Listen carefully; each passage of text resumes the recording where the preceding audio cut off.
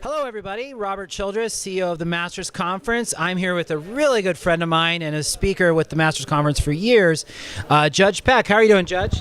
Great, thanks. It's so good to see you. I wanted to. I saw you walk by, and I was like, "Oh, I got to get Judge, get his opinion on what's going on in the latest." So you're speaking today, or you spoke yesterday? You spoke yesterday, and what did you speak on? 2 sessions. One, not surprisingly, on predictive coding. Predictive coding, other analytics, right? And the other on new forms of data and the fact that we really need to be not ignoring them. It's a double negative, but right. You know what I mean. I totally know what you mean. So when did you get into ILTA? Did you get in Saturday, Sunday? Got in Sunday afternoon. And then you spoke Monday, and then you had Correct. Another session today?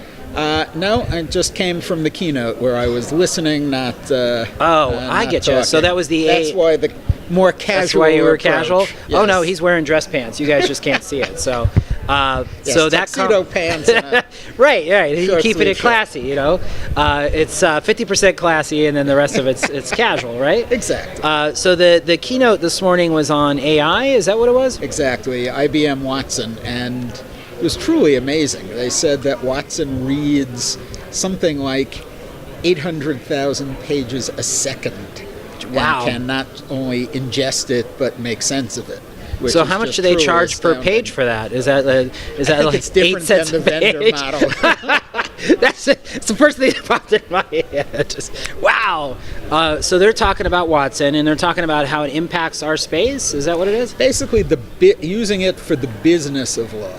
Gotcha. But I'll let them hash that out. describe the rest of it. You're more concerned about what they're going to present in front of you, correct? Yeah, and unfortunately, since on the civil side in federal court, less than 1% of the cases go to trial, discovery and motion practice is really the way we're resolving cases nowadays. So discovery is all important, and while we've made progress in the 10 plus years since the 2006 rules, we still have a long way to go.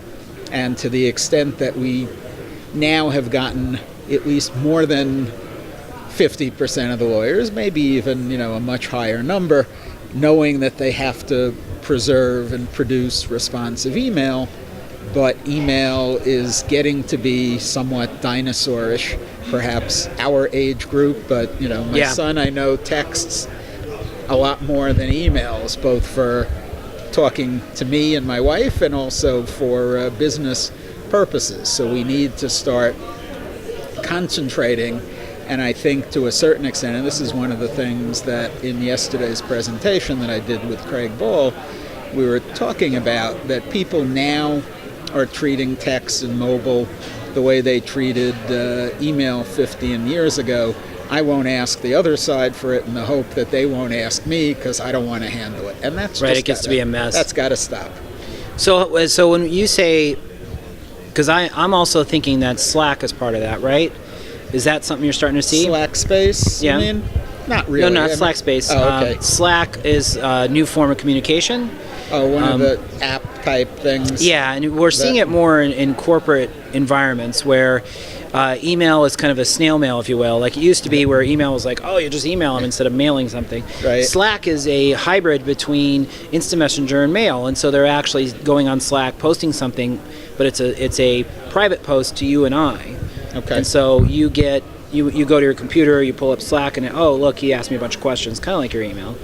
But I'm starting to see in my events that I run around the country more conversations about that part. So there's text and IM and all that jazz, and then there's a hybrid between the two. So have you seen much of that? The fact that I didn't know what it was, I think, answers the question. I know, but which is no, I haven't seen it.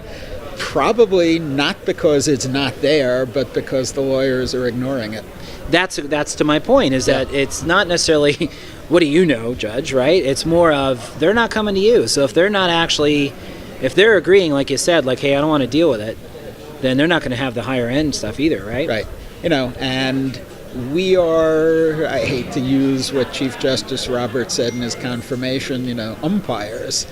I'm not going to go out and quiz them in most cases. Occasionally, I'll, put my thumb on the scale a little. Right. But usually, if they say we have no e-discovery disputes, Judge, we have no discovery disputes, we're doing this, that, and the other, we'll be done with that in 2 months and then start depositions, my answer is great, and then let's talk about whether we can settle the case or whatever. So I'm not sitting there with a checklist saying, well, in addition to email, have you done Slack? Have you done Has anybody mobile? thought about all these other neat Right. things? Right. Well, that's not is that your role? I mean, would you ever?